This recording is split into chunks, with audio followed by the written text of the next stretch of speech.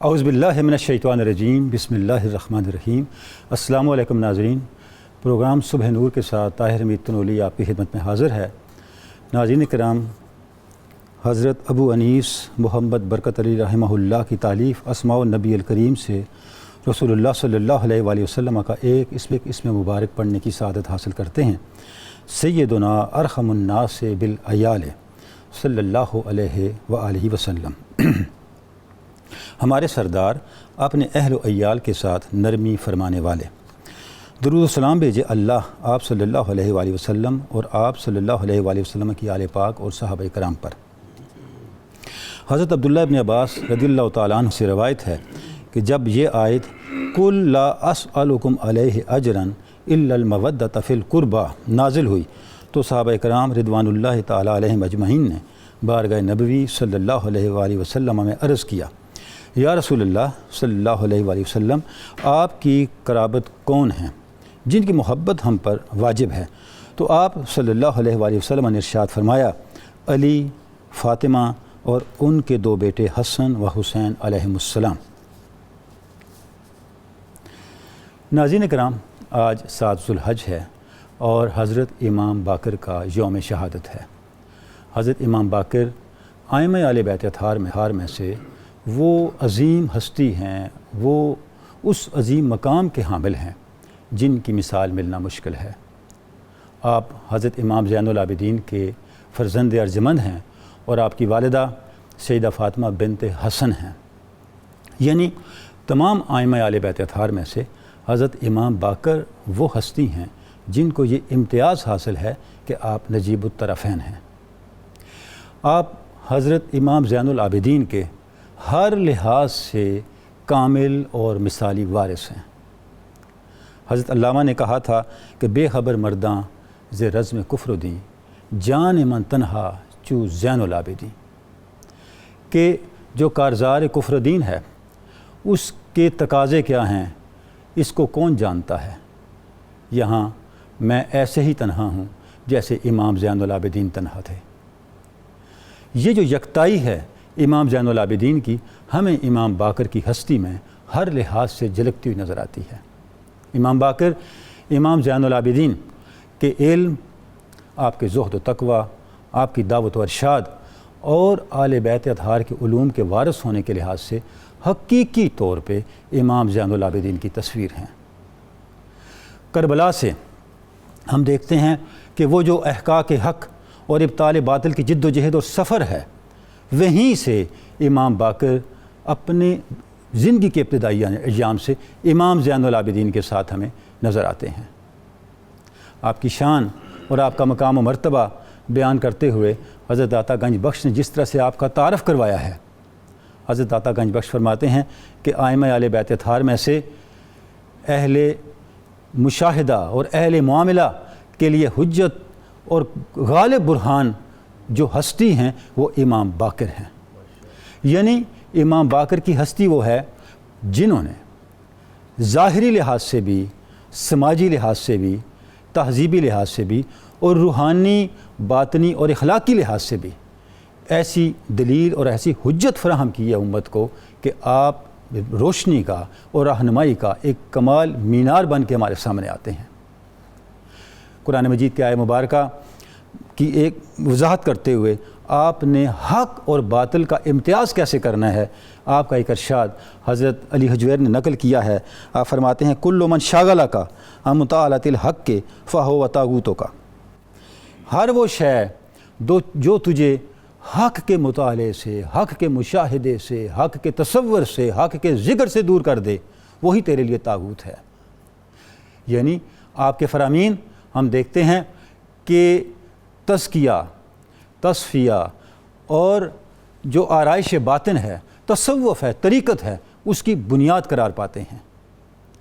امام باقر جس انداز سے علوم کو آگے لے کے چلے، جس انداز سے اصلاح باطن کو آگے لے کے چلے، جس انداز سے معاشرے کی تعمیر کو آگے لے کے چلے، آپ نے فرمایا علمنا منطق الطیر واوتینا من کل شیء، جیسے قرآن مجید میں حضرت سلیمان علیہ السلام کا یہ کہنا قرآن مجید نے بیان کیا، اسی انداز سے آپ اللہ کی عطاؤں کا ذکر کرتے ہوئے فرما رہے ہیں کہ اللہ رب العزت نے ہمیں وہ علم عطا کیے کہ ہم ہر بولنے والے کی بولی سمجھتے ہیں، ہمیں وہ وصف عطا کیا، وہ اختیار عطا کیا، وہ طاقتیں عطا کی جن کی کوئی مثال نہیں ملتی، لیکن آپ نے اپنے سارے علم کو، سارے اختیار کو، ساری قوتوں اور ساری طاقتوں کو اور ساری روحانی عظمتوں کو جس چیز کے لیے صرف کیا وہ امت کی تعمیر ہے، معاشرے کی تعمیر ہے، اور معاشرے کو اخلاقی لحاظ سے، روحانی لحاظ سے درجہ کمال پہ پہنچانا ہے۔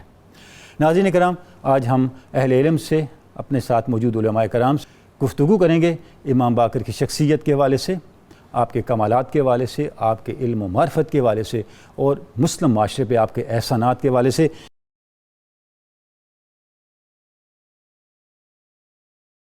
پیر صاحب قبلہ، جیسے ابھی ہم ذکر کر رہے ہیں کہ جو آپ کو شرف حاصل ہے نجیب الطرفین ہونے کا، اس نے آپ کو مجمع البحرین بنا دیا، ظاہر و باطن کے لحاظ سے، سماجی اور سیاسی اصلاح کے لحاظ سے۔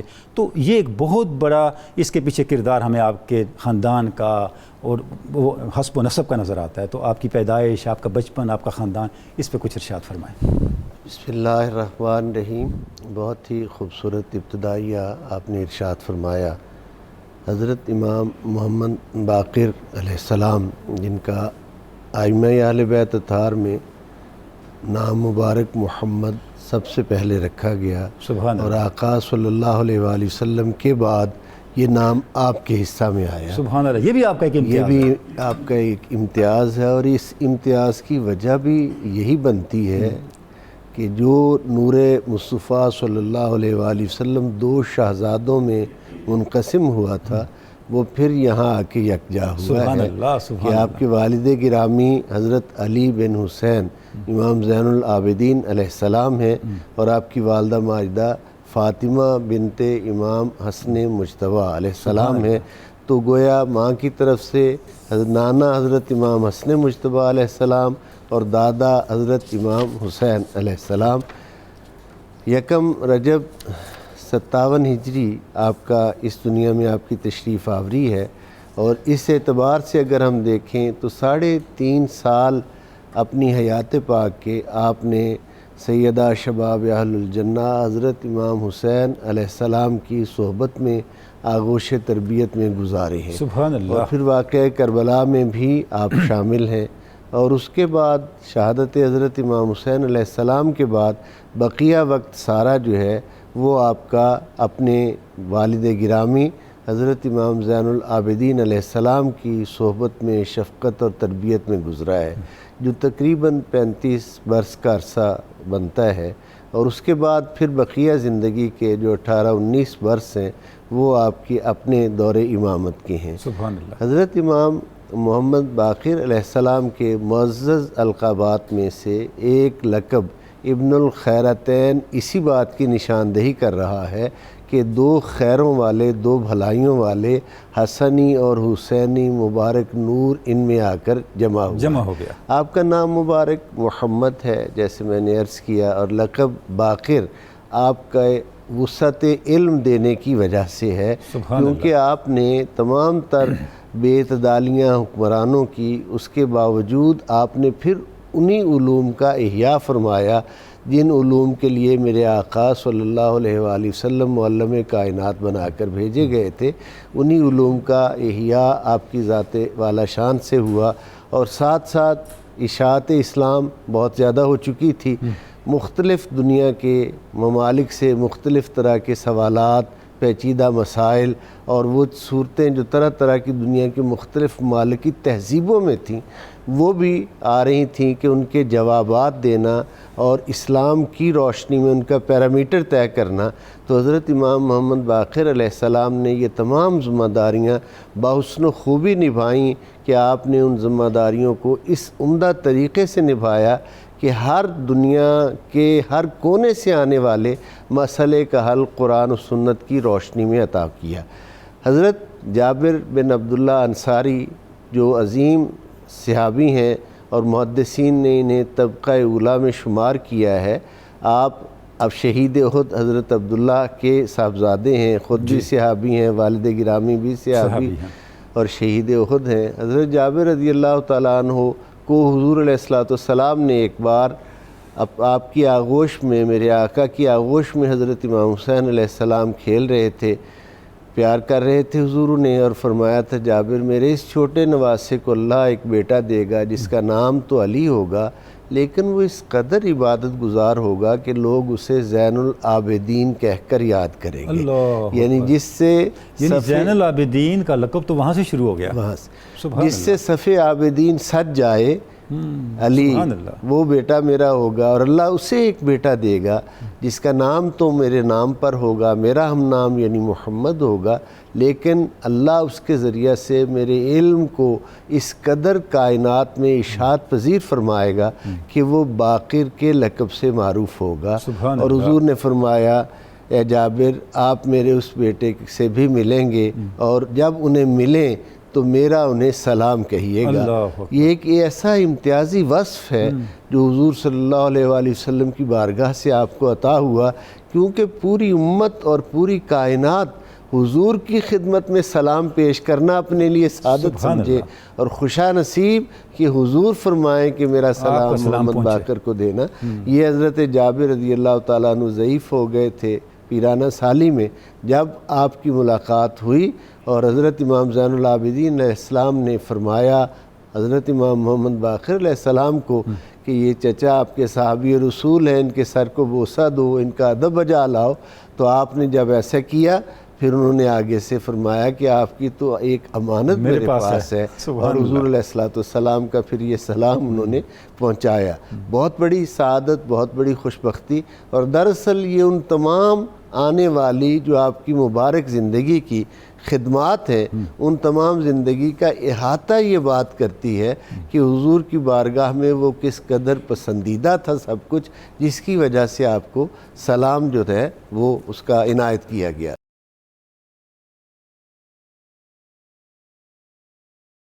یہ آپ کی شان ہے امام باقر علیہ السلام کی کہ آپ کو باقر العلوم کہا گیا، تو آپ کی تربیت کس طرح سے ہوئی، آپ نے کس طرح علم حاصل کیا، پھر علوم کے اندر آپ کی کنٹریبیوشن، اس پہ کچھ ارشاد فرمائیں۔ بسم اللہ الرحمن الرحیم۔ یہ ہماری بہت بڑی سعادت ہے کہ ہم ائمہ اہل بیت میں سے حضرت سیدنا محمد باقر علیہ السلام کا تذکرہ خیر کر رہے ہیں۔ سبحان اللہ۔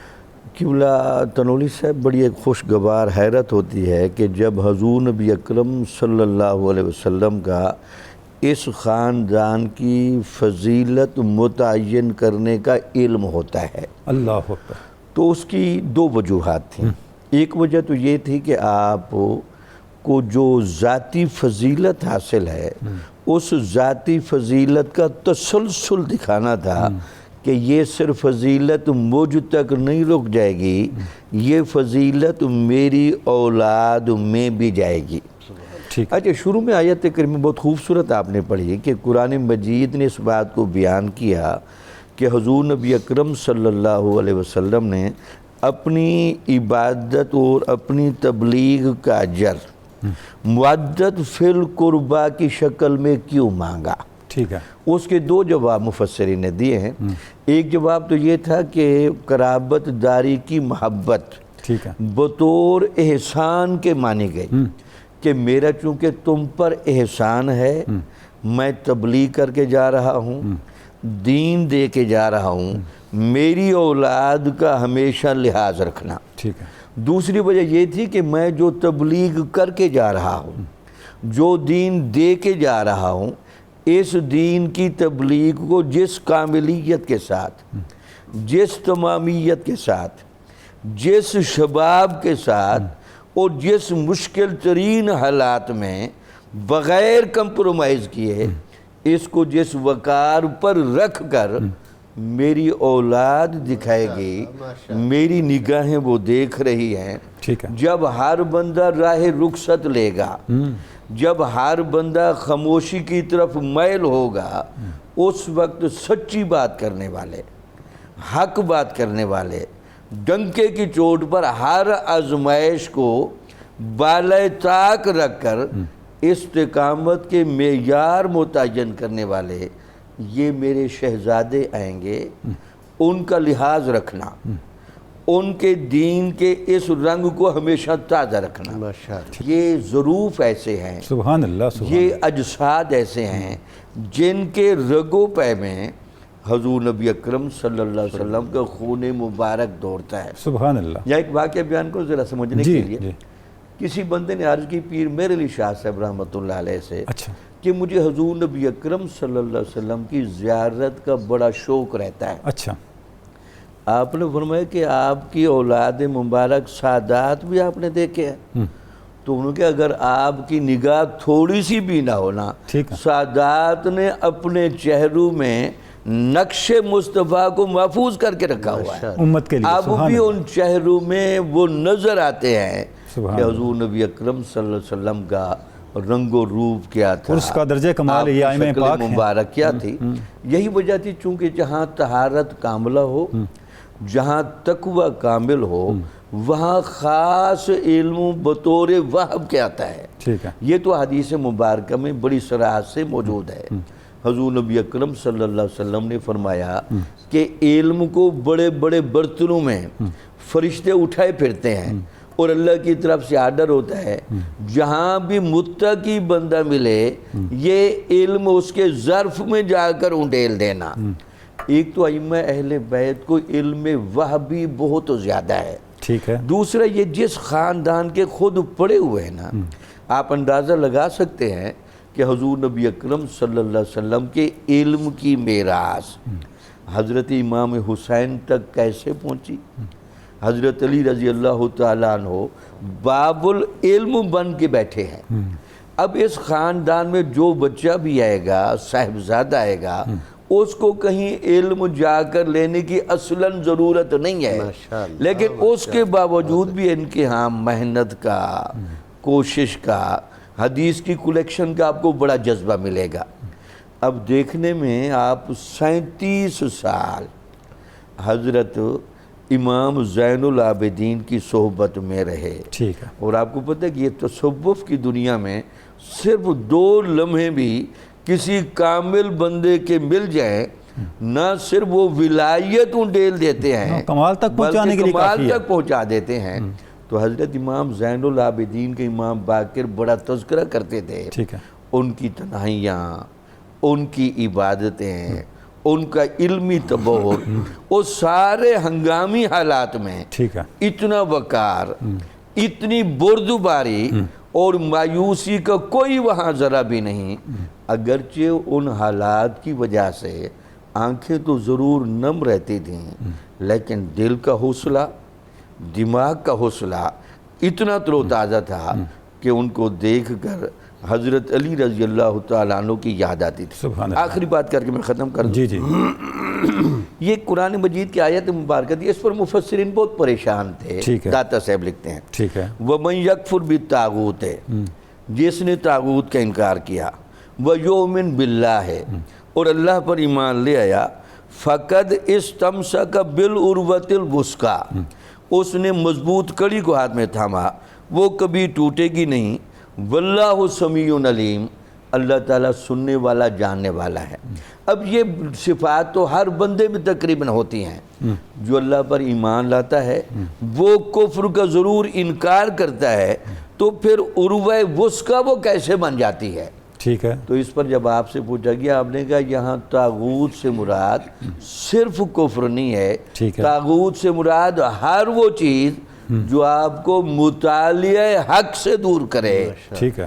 جب باطن کی یہ نوعیت ہو جائے گی کہ ہر رکاوٹ جو مطالعہ حق سے ہٹاتی ہے، جب آپ دل سے اس کو ہٹا دیں گے، پھر آپ ایمان رکھیں گے، تو پھر آپ عروہ وثقیٰ کے مقام پر فائز ہو. سبحان اللہ. سبحان اللہ.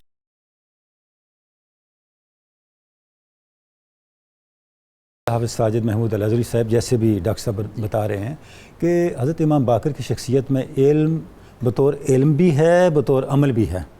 یعنی آپ نے اس کو ڈیمانسٹریٹ کر کے دکھایا، عمل کے ذریعے سے دکھایا. اچھا کمال یہ ہے کہ آپ کو فقہائے مدینہ میں بھی شمار کیا گیا. بڑے بڑے تابعین آپ کے شاگردوں میں ہوئے.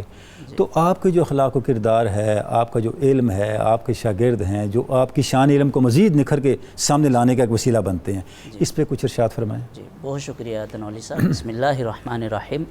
امام محمد الباقر بن علی زین العابدین بن حسین بن علی بن ابی طالب بن عبد المطلب الہاشمی رضی اللہ عنہم، یہ وہ عظیم شخصیت ہیں کہ جنہوں نے علم و عرفان کا ایسا چراغ روشن کیا کہ رہتی دنیا تک علم کے متلاشیوں کو روشنی فراہم کرتا رہے گا۔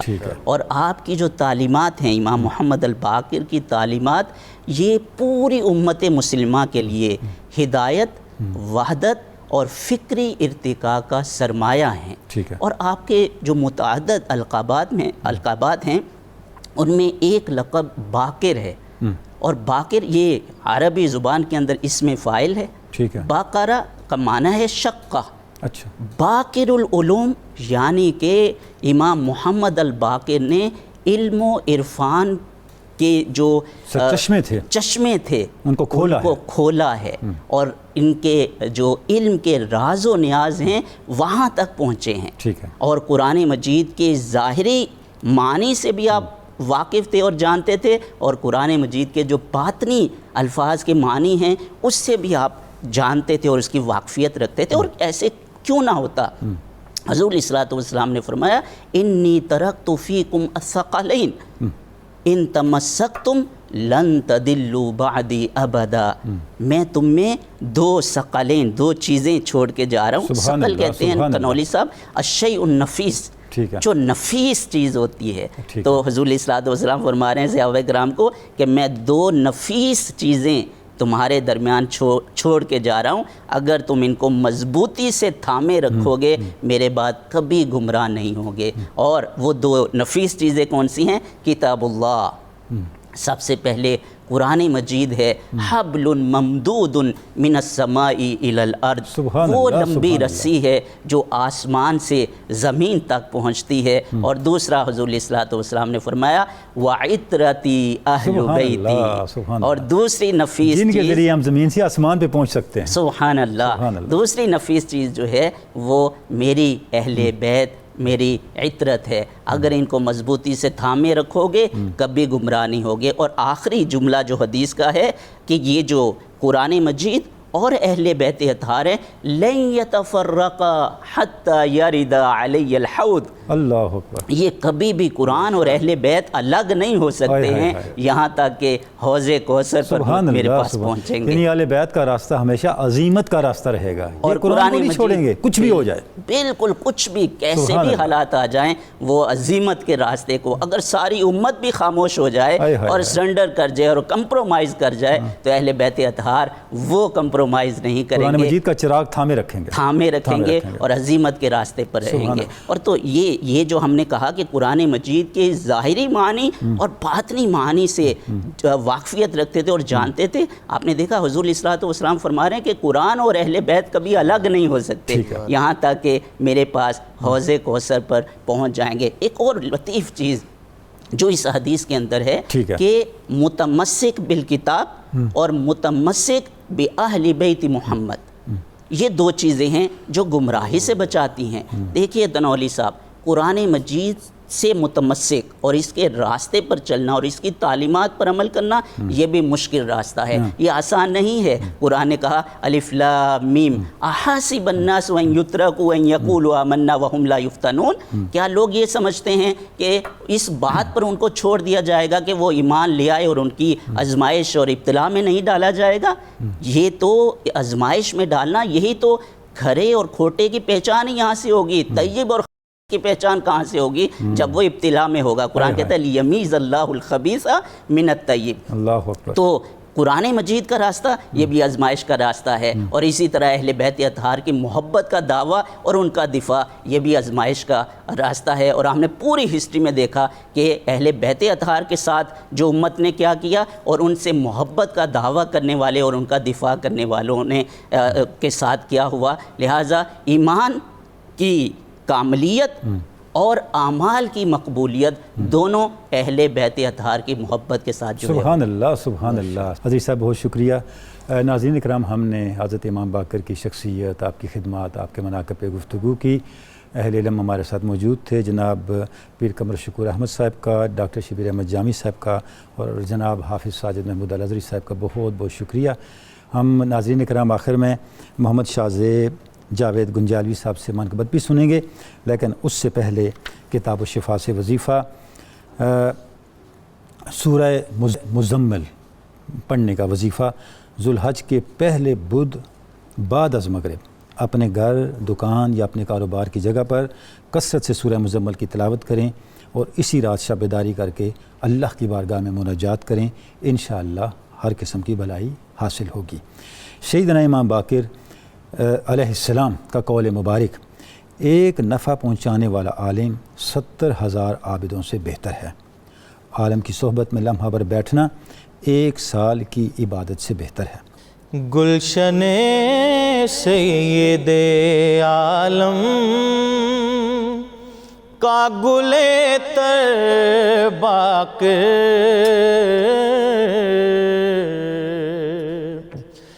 گلشن سید عالم کا گل تر باقر، قائد اہل صفا جلوائے حیدر باقر، قائد اہل صفا جلوائے حیدر باقر، پیکرے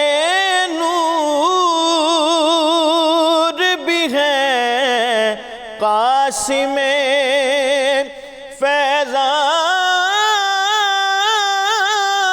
فیضان بھی ہے،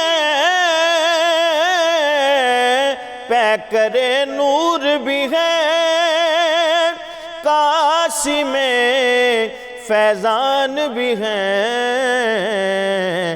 اہل ایقان میں ہیں بہتر و برتر باقر، اہل ایقان میں ہیں بہتر و برتر باقر، گلشن سید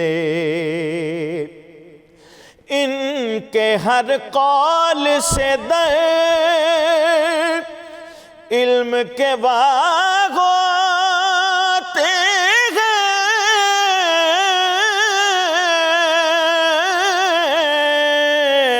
ان کے ہر قول سے در علم کے باغ ہوتے ہیں،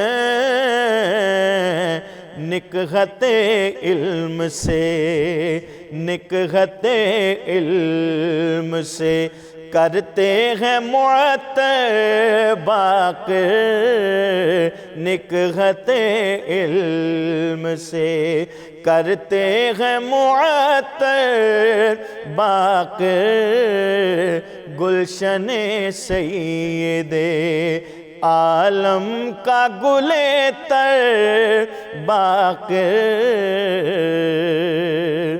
ان کے اوصاف بیان کیسے ہوں مجھ سے ساجد،